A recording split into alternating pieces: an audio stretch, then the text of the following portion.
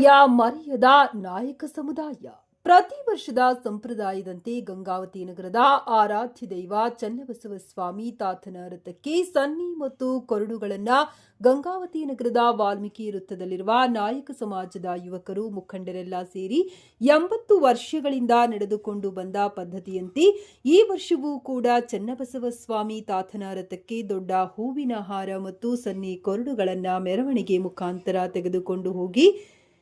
ರಥವನ್ನ ಎಳೆಯಲಾಯಿತು. ಈ ಸಂದರ್ಭದಲ್ಲಿ ತಾತನ ಮಠದ ಅರ್ಚಕರಾದ ಶಶಿಧರ್ ಸ್ವಾಮಿ, ಗುಡೇಕಲ್ ಹನುಮಂತಪ್ಪ, ಅಮರೀಶಪ್ಪ ಲಂಕಿ, ಕಡ್ಲೆತ್ತಿ ಹುಸೇನಪ್ಪ, ಕಂಪ್ಲೆಪ್ಪ ನಾಯ್ಕ, ಜಿ ಉಲಗಪ್ಪ ನಾಯ್ಕ, ಮಾರೆಪ್ಪ ವತ್ಲಿ, ಬಸಟ್ಟಿ, ಕೊಪ್ಪಳ ದೇವೇಂದ್ರ, ಈರಣ್ಣ ದೋತ್ರ, ಅಯ್ಯಪ್ಪ ಕೋಲ್ಕಾರ್, ಮಹಲಿಂಗಪ್ಪ ಬನ್ನಿಕೊಪ್ಪ, ಹೆಸರೂರು ಯಮನೂರಪ್ಪ, ಹೊಸಮಾಲಿ ವಲ್ಲೇಶಪ್ಪ, ವೀರಭದ್ರಪ್ಪ ನಾಯ್ಕ, ಚೌಡಕಿ ಹನುಮಂತಪ್ಪ, ಗುಡೇಕಲ್ ಬಸಪ್ಪ, ಎಜಿ ರಂಗನಾಥ್, ಗಂಡುಗಲೆ ಕುಮಾರರಾಮನ ವಂಶಸ್ಥ ಹತ್ತಿಮರದ ರಾಜೇಶ್ ನಾಯ್ಕ, ದೊರೆ ಮರಿಸ್ವಾಮಿ, ಬಡಗಿ ಹನುಮೇಶ್, ಹತ್ತಿಮರದ ತಿಮ್ಮಣ್ಣ ನಾಯ್ಕ, ಎಂದೀವ ಕೃಷ್ಣಾಕೋರ್, ಕೆ ರಾಘೋಜಿ, ಶರಣ್ಪ, ಸಿದ್ದಪ್ಪ ವೈ ಇನ್ನಿತರರು ಉಪಸ್ಥಿತರಿದ್ದರು.